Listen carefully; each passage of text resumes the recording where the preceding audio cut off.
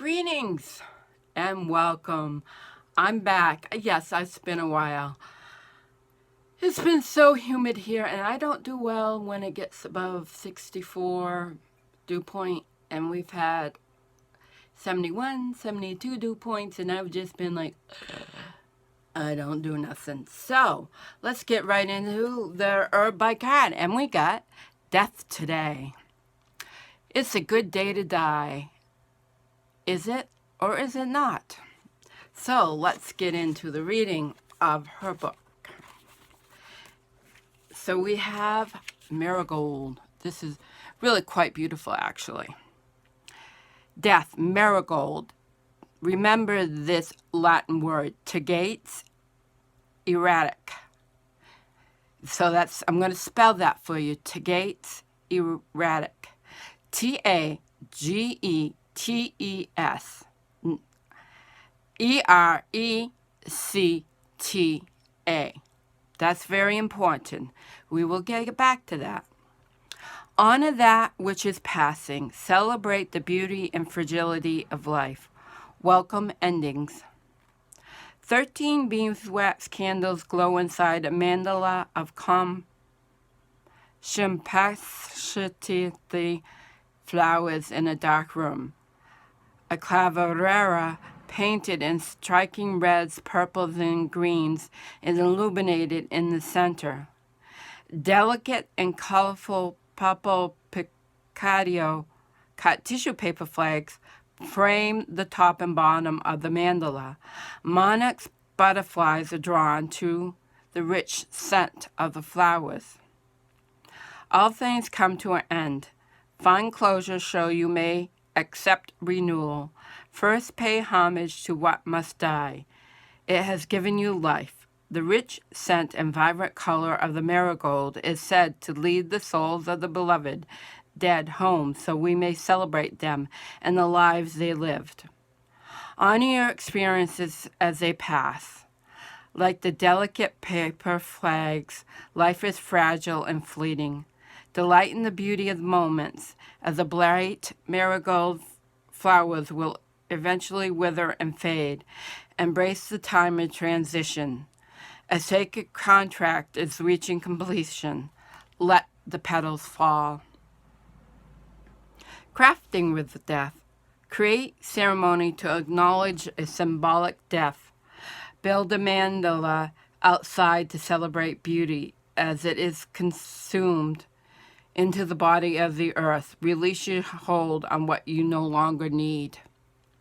Welcome the transformation by making art with beautiful butterfly imagery. So what I do know about Mexicans, Southern Native Americans, you must acknowledge that 90% of the population of Mexico is Native American. They speak Spanish, but they are Native American descent.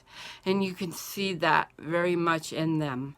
So, as you know, we celebrate Cinco de Mayo now. That has become part of tradition. But making sugar skulls and decorating with bright colored flowers is one of the ways that they honor the dead. And it's something that we could take into consideration. Now, in the old days, before they used sugared skulls, they would actually keep the skulls of the dead. No, they did not perform ceremonies and decapitate people. This is something I think the modern society has propagated so that the Mexican people do not seem less than. I don't even want to use the English words, but they want them to seem less than. So they come up with all these horrid details of sacrifice and all these horrid things that were supposedly done. When most of it was just different types of practices of honoring the dead. That's a lot of it. And not really, but purposely misinterpreting cultural differences. So that's why the sugared skull has been brought forward into modern culture as in Mexico, as I understand it. So that was a way that they used to honor the dead. What I also know is we all are going to die. None of us get out of this alive. Lots of times the death card can be symbolic, but it can also mean real death, because real death does happen. And it is something that in this culture we run away from. We are totally afraid of it when we should, I believe, be embracing it. It's part of our cycles. It's part of life. Like I said, we all are going to die. That is reality. Take a dose of reality.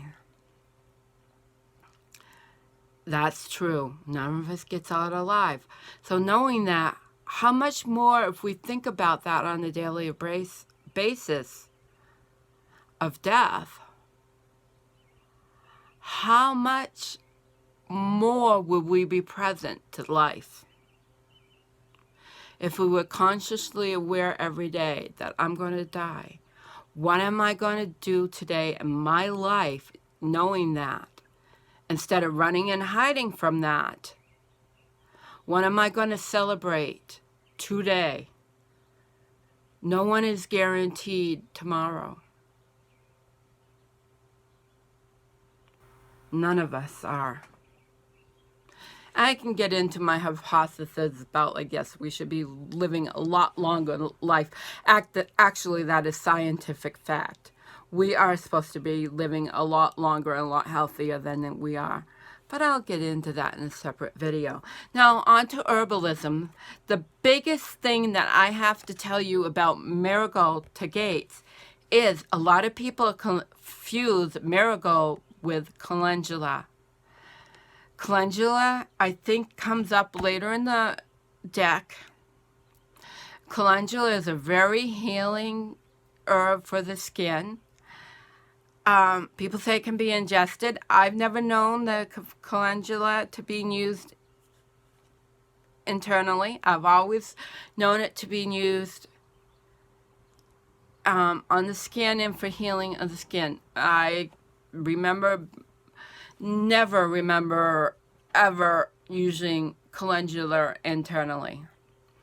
And what I can find about Marigold, the tagates, which is a popular garden variety, is death. It's not to be used internally. So that's the biggest thing I can bring home for you, is to know the Latin name, because somebody might call Marigold calendula and calendula Marigold, and they're not the same. Actually, real calendula officinalis, looks a lot different. The plant looks a lot different than the popular garden Marigold, but they're not the same. And that's the biggest thing I want you to take away from this video, is that calendula is not technically it is a Marigold, but it's not the same as tagates. You do not want to use tagates on your skin. You don't want to put it into salves. That's not what it's for. It's more or less ornamental. Most plants have some type of properties. Some people might disagree with me, but I would not use it in my skin salves. I would go for the calendula officinalis. You're safe with that for skin salves. Tagates, there's a lot of debate, is what I can see. I would not use it. That's not what I was trained with. This is not what my education background is. Calendula officinalis for skin. Never heard of it being used internally. So, like I said, it's always great. Do your own research. Look for credible resources. I should put up some links sometimes for good online resources, because you can't just believe every article online. You got to know where they're coming from. Do they cite their resources, or are they just pulling it off the top of their head? Because really, nobody should be pulling herbalism off the top of their head. They need to be able to back it up with documentation. That prevents accidents. Prevents accidents from confusing Tagates with calendula. That's what it does. So always, always check your information. So I'll get back to making these.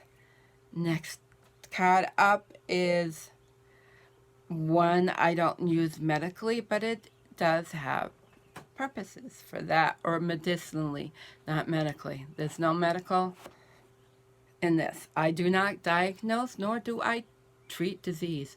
I just bring you information and encourage you to do your own research.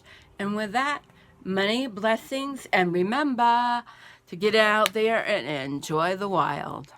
And be wild at the same time.